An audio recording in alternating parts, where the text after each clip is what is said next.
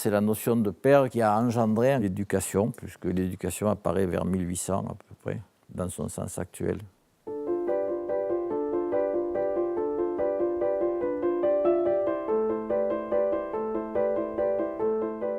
Dans les mythes, quel que soit son nom, je dis le Père Tout-Puissant, c'est un générique. Il s'impose à tout le monde et en principe, grosso modo, mais pas complètement, tout le monde est à égalité devant ce Père Tout-Puissant. Mais ce Père Tout-Puissant, il a des fonctions de punition et de récompense, c'est-à-dire qu'il dicte une loi. Et si je prends l'exemple de la religion chrétienne, c'est Moïse qui va chercher sur le mont Sinaï la loi qui, à cette époque-là, contenait seulement 10 articles, parce que de nos jours, ça a proliféré, et qui sont donc les 10 commandements. Dans cette dimension mythologique et religieuse, il y a un aspect de contrôle.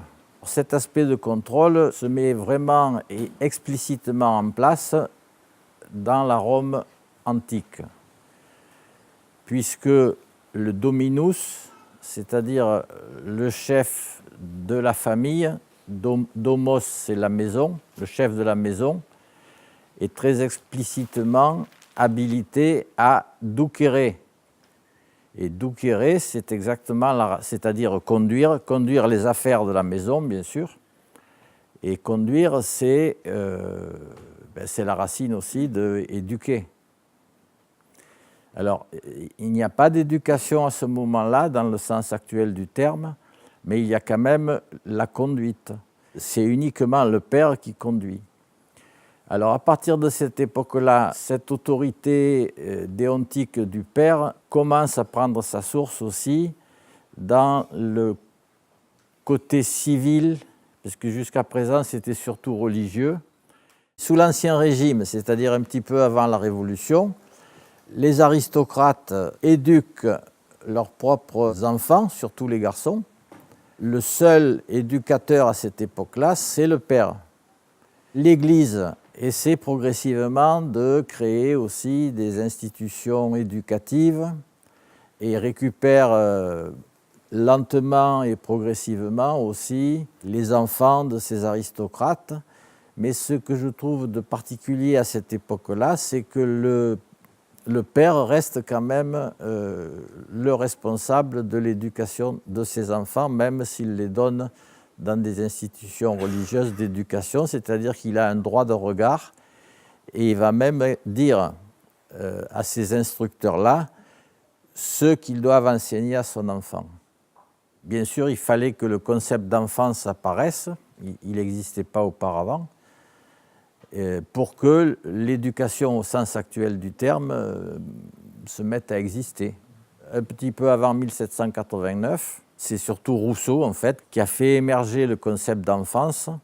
Et c'est donc à peu près à la même époque que va naître le concept d'éducation dans son sens actuel, puisque jusqu'en 1800 à peu près, éduquer, c'était surtout alimenter. C'est comme de nos jours, élever des brebis, élever des animaux, c'est-à-dire les nourrir, les faire grandir.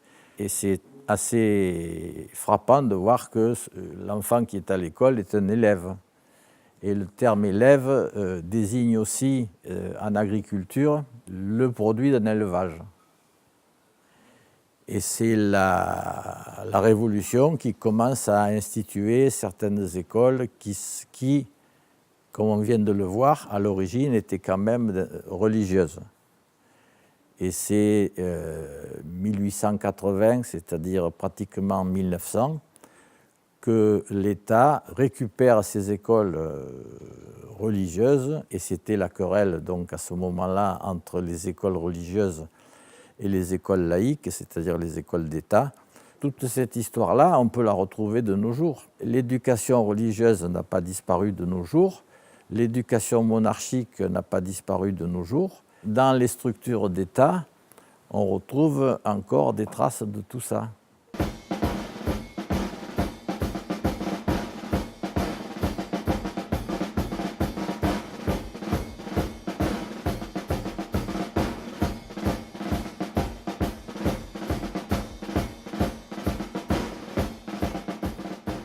tout au long de cette histoire-là, c'est le père qui est l'éducateur. Alors que ce père soit un dieu, que ce père soit le chef de famille ou que ce père soit l'État, c'est toujours lui qui va conduire les autres. Je ne peux pas éduquer sans avoir un comportement de type paternel, je ne dis pas forcément paternel. Et chaque fois qu'il y a éducation, c'est-à-dire un conducteur et quelqu'un qui est conduit, je suis dans cette position qui est la position depuis les origines mythologiques jusqu'à nos jours, qui est cette position de, en fait, dominateur soumis ou dominé. Et c'est une relation qui s'exprime d'une part à travers cette figure paternelle, mais qui s'exprime aussi à travers cette figure aussi qui est la relation masculin-féminin. Puisque depuis l'origine, le père c'est un mâle, même dans la mythologie. Alors ça, c'est la première relation que je vois entre l'éducation et le père. La deuxième, c'est que comme je suis le produit d'une histoire, je vais reproduire ce schéma. Et donc, en tant que parent, par exemple, ou très explicitement éducateur, je vais conduire et je vais prendre la place d'un père.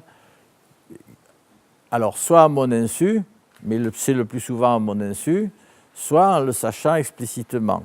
Mais je ne le sais pas toujours de façon très claire, parce que je suis le plus souvent, notamment si j'interviens dans des établissements scolaires, je le fais par délégation de l'État.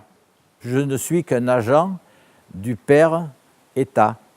La confusion qui existe souvent et que je rencontre souvent, c'est que comme je prends une voie douce, c'est-à-dire de type manipulation, j'ai l'impression d'être dans une alternative à la relation dominateur-dominé. Mais en fait, ce qui a émergé après 1789, c'est tout simplement une autre forme de domination qui actuellement n'a plus besoin, bien sûr, d'un réseau scolaire pour dominer. Le ministère français s'appelait ministère de l'Instruction publique. C'est en 1932 qu'il est devenu ministère de l'Éducation nationale.